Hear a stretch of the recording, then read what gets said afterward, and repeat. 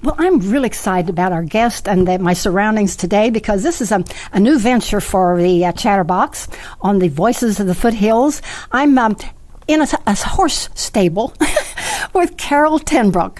And Carol, this is most exciting for me to be able to come right on the scene and find out what's going on at the Therapeutic Riding of Tryon Club here located at Fence. And so far, am I correct? Absolutely, and welcome. We're very happy to have you here. I'll let Carol do most of the talking today because this is a new project for me. It's been around for 10 years? 10 years next summer.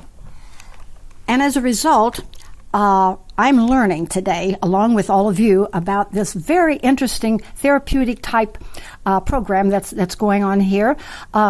Carol, you... with that lovely accent of yours, you're not a native. I don't have an accent. Oh, you don't? We have the accent. That's right. No, I believe you're from England. I am from England. I grew up in the south of England in horse country, so this is like home from home for me. You've always grown up with horses? I have always grown up with horses. I think I could ride before I could walk. Well, that sounds like a lot of people around here. A horse is part of their family. That's right. They certainly are. So you came here to Tryon about 10 years ago, and at that time, was the riding club established? No, we arrived here in Tryon in 1999, and in 2004, I heard about the establishment of the trot program, and I got involved right from day one. And still here. So next year we will be celebrating 10 years. I can see why you are involved, having seen the facilities here, and I'll not go into detail about what I've seen so far, but I will let you. What exactly is the intent and purpose of the Therapeutic Riding Club? Well, that's a difficult one. Our students are all ages and have all a wide range of issues, and so they all come for different reasons, but it's amazing what the relationship can be between a person and a horse. And when you see the people arrive for their 1-hour lesson, and the way the horses welcome them, and the way they welcome the horse, being with the horse too, that is just what makes it all worthwhile. Don't you think, having grown up with a daughter who grew up with animals, everything from pollywogs to horses, horses and animals have a sense of nature about them. They can correspond with someone who might be having trouble corresponding from person to person. A horse communicates with them, don't you think? Oh, absolutely, absolutely. It's amazing. We've got one horse that just doesn't want to leave at the end of the afternoon because he has such a good time when he's here. And their whole demeanor changes when they react with their student. We'll back up here just a minute. How does one get involved? If there's someone in their family they feel this would be therapy for, how do they get involved? Do they have to be recommended? Does a doctor or professional have to recommend them for this program? Not necessarily recommended, but we certainly do require medical paperwork to confirm that the people are able to ride, although we do have an unmounted program too, so if somebody is not able to get on a horse, then they can certainly come here and interact with the horse. Well, that would be fun. I'm more that way than I am getting on and I got thrown by a horse once, and I guess I've been a little horse shy. Oh, well, that's interesting then. They still can associate and communicate with the horse. Absolutely. They will come and they can groom, if they're able to groom, they can groom the horse and learn more about the equestrians. And yes, it can be very educational, very, very warming. For both the person involved and also the horse. Absolutely. Okay, now the horses that are used here, where do you get those? All of our horses are privately owned. We do vet them out, obviously, before we use them for the program. And so each horse is brought one time a week. We operate 4 afternoons a week, so typically we have the horses just coming in one afternoon during the week. But how many days a week does this operate? 4. Monday, Tuesday, Wednesday, Thursday afternoon. Okay. So today is Tuesday, and we have Chester here, and we have Winchester here. And their owners are with them. They bring them in, and they are also volunteers. And so then at the afternoon, they get in their trailers and they all go home. You don't board horses here at the fence? No horses are kept here. No horses. No. It's a beautiful facility. I've been out here. This is only my second time. And it's just beautiful. You're in another world out here. Oh, it is. It's very, very lovely. It's in the middle of the woods and the nature preserve. So, yes, we're very fortunate. It's well kept. And I was disappointed. I walked in this beautiful stable, and it didn't even smell like a stable. I was expecting that little distinctive flavor, you get from that. But everything is well kept. Now, if a person has someone in their family they would like to get involved, and they go through the procedure and so forth, they then come out. Do you kind of try them out before they read? Wait a minute. I'll back up just a minute. I'm getting ahead. There's so many questions I have.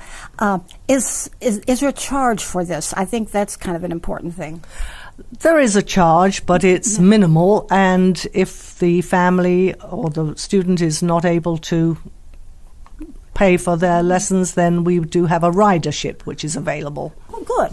That's good to know, because some people, with things the way they are, it's hard to get groceries on the table sometimes, isn't it? Right. Okay, so when a person signed up for this and accepted, and they parents, do the parents stay with them? Do they have to stay with them, or a choice?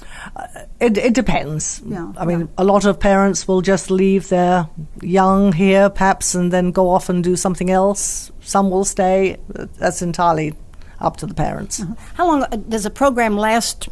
For a certain period of time? Is that the way it operates? We have 2 10-week sessions, 10 weeks in the spring and 10 weeks in the fall, because we do not have a covered arena, and so therefore they will be riding outside in the open, and the winter it's too cold and the summer it's too hot. Yeah. Well, it's better to be outdoors anyway, isn't it, on a horse? Absolutely better to be outdoors. Yeah. So people who donate to do you have pretty much the same horses week in and week out? Do you have a backlog and standbys and substitutes, or whatever you call them? We use the same horses for each student each week. And yes, so there are occasions when the horse cannot come, and so therefore a substitute will be used. It's just like the volunteers that we have at the thrift shop. We're always looking for someone to go in and substitute, because things happen, and sometimes we get older. What's the oldest horse probably that you would have doing this? You don't have to be accurate. No one will question you, Carol. I really don't know, but in their 20s, certainly we have horses that are more experienced, yes. But these are horses that once they're kind of so-called, like when we get a certain age, they put us out to pasture, yeah. But they're horses that are still lovable, they're capable, and probably wanting something like this. So age really doesn't have a lot to do with it, does it? Absolutely not, no. Some of our horses are very young, just 6 years old, and age really does not come into it. Age doesn't matter with people either, does it? No, we're all getting old and creaky. Well, at least we're getting creaky. We'll never get old, Carol. Right. But what has this program done? It does great for the people who are getting the therapy, and it's great for the horses. What about the people who are involved in it? Well, I think all of us volunteers, we are all volunteers for this program, with the exception of one paid instructor. And we all obviously get a great deal of satisfaction from the results and just the warmth that we see having students and horses here on site. You're doing something great for somebody else. Absolutely.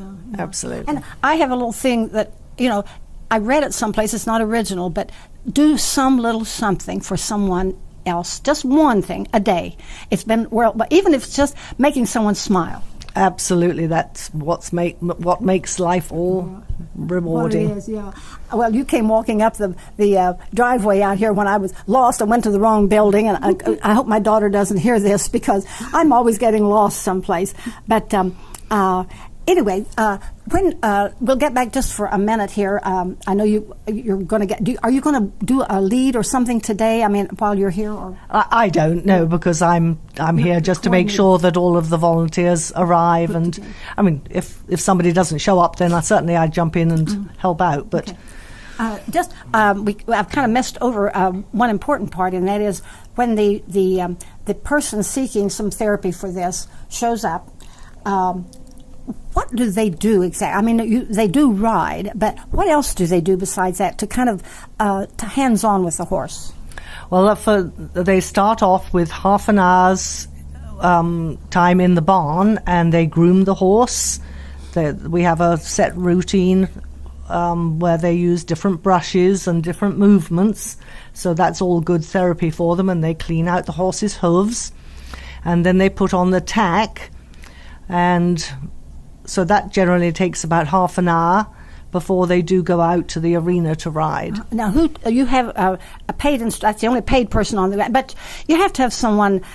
This is a big responsibility to have a paid employee here that knows exactly. He's a professional. Is it a man?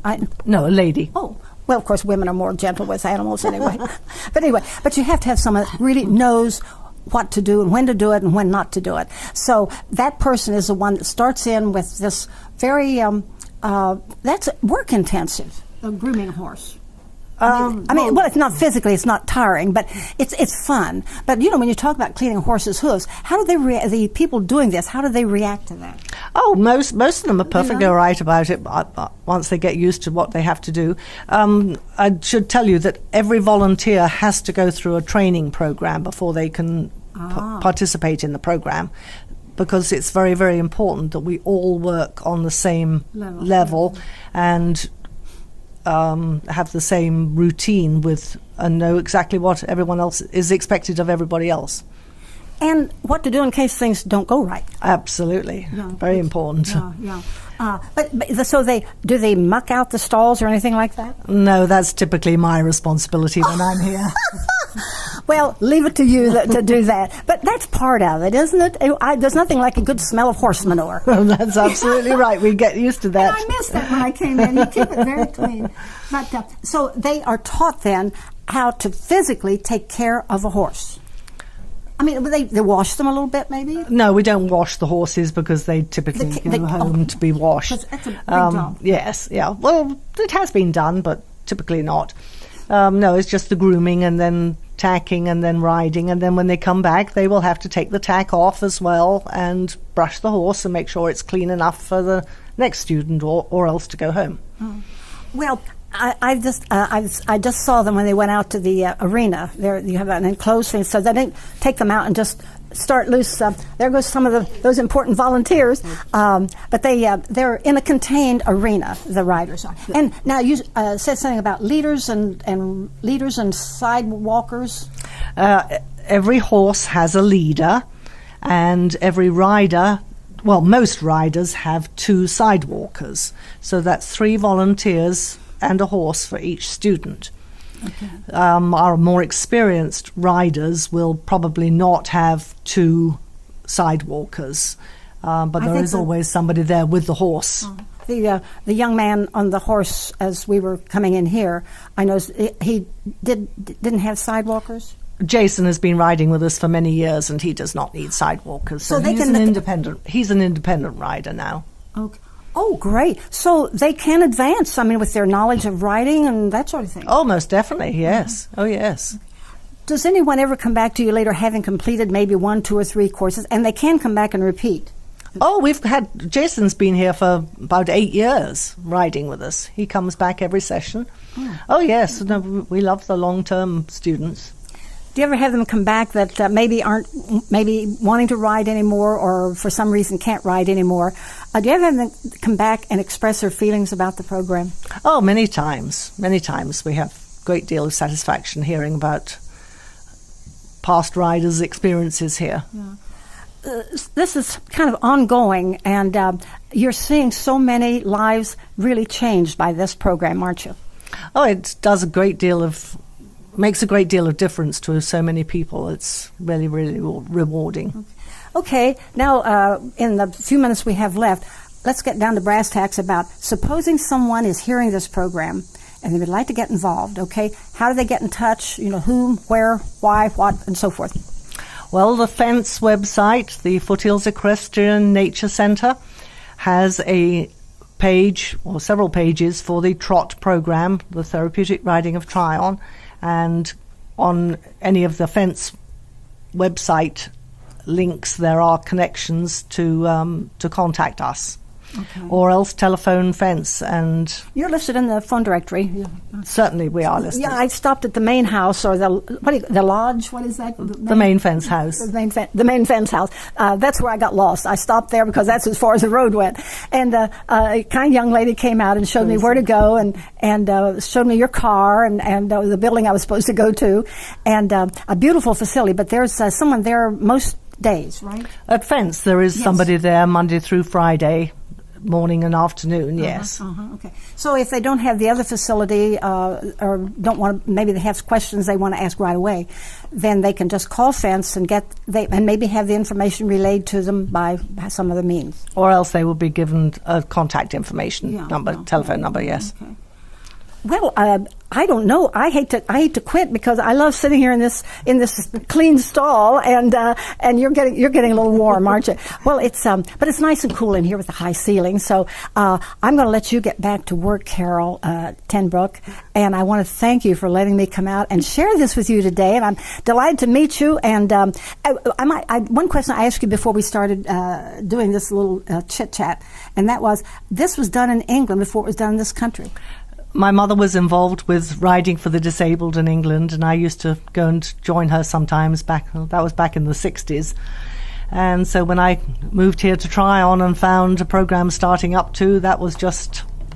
That was it. Heaven sent. How long have you been in this country, Carol? 34 years. Okay. And I still speak English. You speak beautifully. We're the ones that kind of get it all messed up.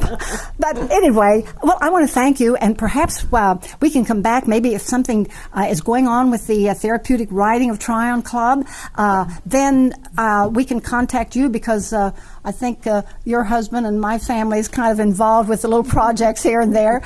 And so you can let me know. And if you'd like to talk some more about something, is there anything before we sign off? You're looking like you've got something else on your mind. Have you? There's the students will be having a horse show, and it's Saturday, November the 19th. I hope I've got the date right. Well, check your calendar. It's on a Saturday around the 19th. That's correct, and it will be at Fence, and everybody is welcome to come and watch. How many students you have right now? 22, I think it is. Okay, so and you have.